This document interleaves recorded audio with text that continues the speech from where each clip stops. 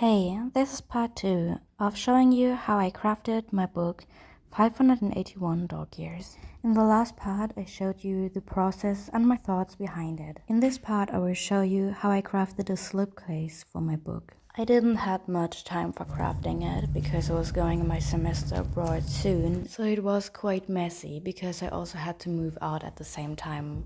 If you're interested in seeing the process behind it, you can find my recent vlog on my profile. But just let us dive into the whole process. I took inspiration of a video to craft a box and made a sketch to note the right measurements. I added 3mm so my book could just fit in and cut it all out of some cardboard. Additionally, I cut some holes in it so my rings could also fit in. I also cut some book linen into the right piece and printed my title on it. Then I had to glue the linen onto my cardboard. This was kind of confusing because I had to glue the linen on the side that will be in the inside of the sideboard later. So I glued only one side of the bag and the both side pieces and glued the linen from all sides for the top and the bottom piece. Then I let everything dry for a moment.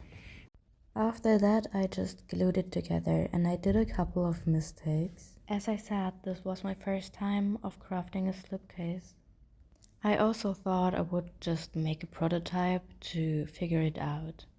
It's a kinda long process because you always have to wait and let it dry again. So sadly I had some time management problems with moving out. Sadly some of the workshops were closed, so I had to work without my tools in another room. At this point I was kind of frustrated because I realized a lot of mistakes I did at the last time. Like gluing this on the wrong side and doing some measurements wrong.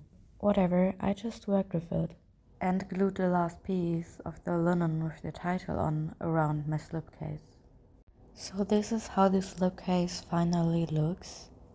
The slipcase is pretty minimalistic to leave some visual space for these dog tags, which I also attached on the book.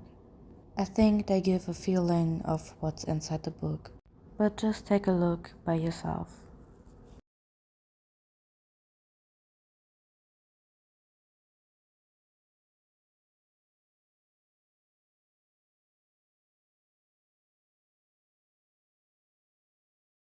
So thanks for watching and bye bye.